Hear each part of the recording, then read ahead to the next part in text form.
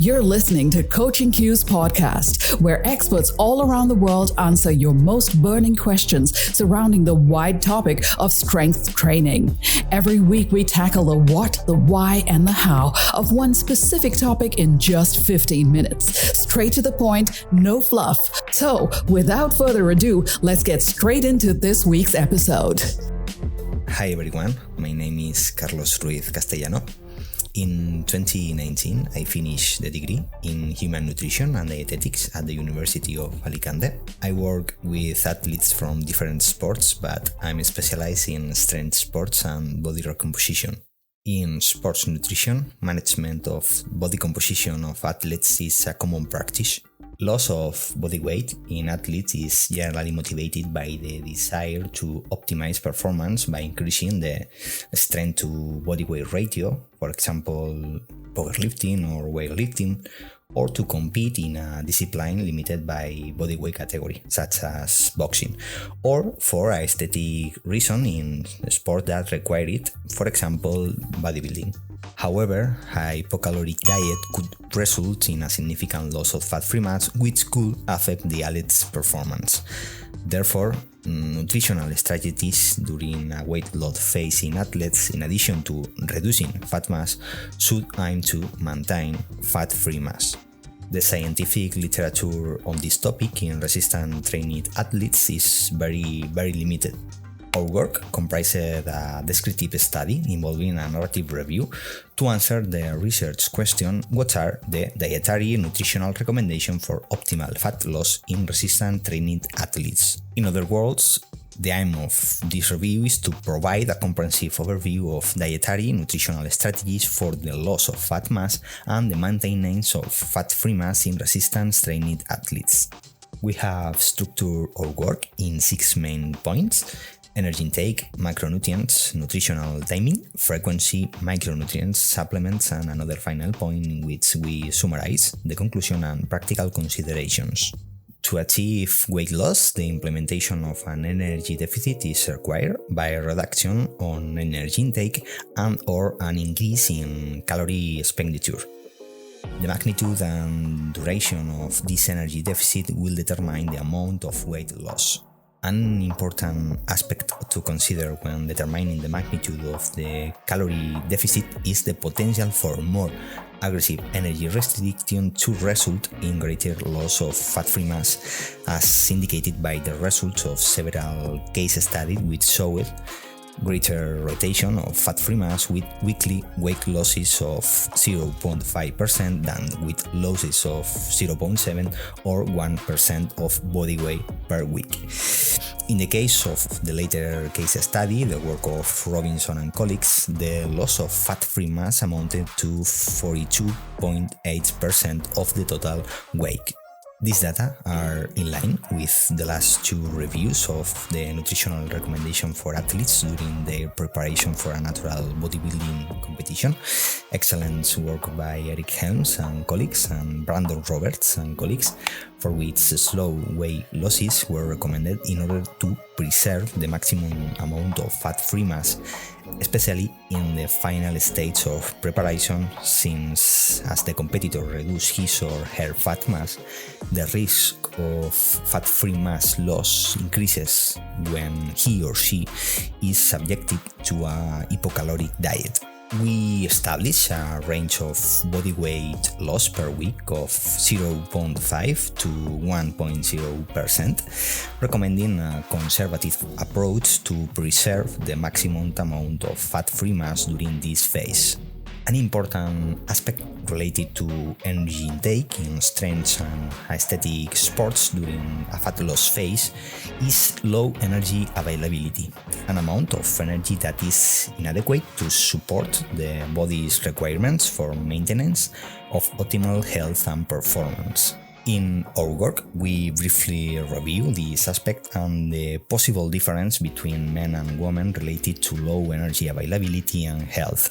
On the other hand, in the paper we also review some aspects related to metabolic adaptations to weight loss and discuss the possibility of implementing diet breaks, but at the moment we have very few studies reviewing this question. The next point, macronutrients, we segmented it into protein, carbohydrates, and fats. Related to protein intake, during sustained period of energy deficit, the rate of muscle protein synthesis is reduced in period of fasting after food intake and in the post-training period. In addition, as muscle is a reservoir of amino acids, it can be catabolized during a period of negative energy balance in order to provide precursors for gluconeogenesis and oxidative energy metabolism, resulting in a negative net protein balance and a possible loss of musculoskeletal mass.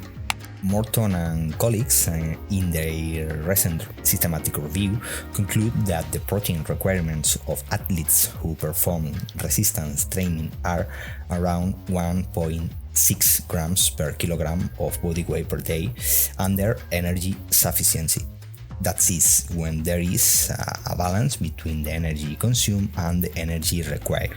However, the fat loss phase is characterized by a period in which a sustained energy deficit is established and prevails over time, and several authors have suggested the need to increase protein intake during this stage. Therefore, the optimal protein intake for resistance trained athletes during a fat mass loss phase could be higher than the existing recommendation for optimization of muscle mass gains with adequate energy availability, as suggested in a recent opinion article by Ribeiro and colleagues. In our review, we discussed the possible benefits of increasing protein intake during this phase in aspects such as less loss of fat-free mass or greater satiety, but what we found is that there seems to be no differences when we reach intakes close to 2.2 grams of protein per kilogram of body weight per day. Regarding carbohydrates requirements, it is difficult to establish a precise range because most of the research related to carbohydrate intake and sports is done in endurance sports. On one hand, we have the classic review by Slater and Phillips from 2011, in which an intake of 4 to 7 grams of carbohydrates per kilogram of body weight per day is established. On the other hand, 3 recent reviews that questioning the suitability of this amount of carbohydrates per day when observing that with intakes of 1 to 3 grams of carbohydrates per kilogram of body weight per day may not reduce performance or interfere with post-exercise cell signaling. We discussed in depth the limitation of each of these ranges and came to the conclusion that the carbohydrate consumption during the fat mass loss phase in resistant trained athletes could be established in a weight range of 2 to 5 grams of kilogram of body weight per day, adjusting the intake to the individual caloric requirements of the athletes and their food preference in order to increase the adherence to the diet. This wide range is mainly due to the low reduction in muscle glycogen during a strength session, which reduces the requirements compared to other disciplines. However, although low carbohydrates diets can be effective, there is a muscle glycogen threshold below which performance during training may be affected if muscle contraction is compromised. To establish the ideal individual range of carbohydrates, we must take into account the rest of the characteristics of each athletes as well as the rest of the activities carried out in addition to strength training, such as physically demanding jobs. Relative to fats in sports nutrition, the intake of fat should, as in the general population, facilitate adequate consumption of essential fatty acids and fat-soluble vitamins and replenish intramuscular triglycerides stores and maintain the energy balance. If to establish the energy deficit it is decided to reduce the contribution of fat, the recommendation is to ensure an intake of 20 to 30 of the total daily energy intake, or if that is not possible due to the caloric limitation and to prioritization of an adequate intake of protein and carbohydrates, a daily fat intake of at least 0.5 gram per kilogram of body weight per day should be ensured. In aesthetic sports, due to the characteristic of that discipline, sometimes it will not be possible to consume the recommended intake of fat, for instance, when energy requirements are limited and inadequate consumption of protein and carbohydrates is prioritized. Related to nutritional timing and frequency, in this episode, I would like to highlight only 4 issues. Manipulating carbohydrate intakes around training could be interesting for athletes who perform more than one training session per day. In these cases, ensuring an adequate carbohydrate intake after the first workout become more important. In all other cases, prioritizing fulfillment of total daily carbohydrates requirements seems to be more important than the temporal aspects of consumption relative to the training sessions. Relative to protein intake, several reviews have observed that when the total daily protein amount is the same for both groups, no differences are obtained between pre- and post-training intake, but as my colleagues and I discussed when we conducting our review, why do we use the exclusive pre or post-training approach? Why not use an inclusive approach and ensure, where possible, a protein intake 2 to 3 hours before training and another protein intake 2 to 3 hours post-training? Regarding protein intake before bed, we found that protein intake before bed was positive only in those trials in which casein was compared with placebo, with the consequence that the group supplemented with casein ingested more protein throughout the day and reached the adequate protein requirements in strength athletes. But when the daily protein intake is matched and it is studied whether there is a difference between ingesting the same amount of protein throughout the day with a protein intake before bedtime or any other time of the day, there seems to be no significant differences. To finish with this point, the recommendation regarding protein intake could be summarized as 1. Consume an adequate daily amount of protein, 2.2 to 3.0 grams of protein per kilogram per day. 2. Select the eating pattern that generates the greatest adherence in the person, with 3 to 6 feedings in which the amount of protein is greater than 0.4 grams of protein per kilogram of body weight, using source of high biological value, thus ensuring a leucine intake greater than 2.5 per protein meal. As I said before, carry out one protein feeding within 2 to 3 hours before training and another within 2 to 3 hours after training.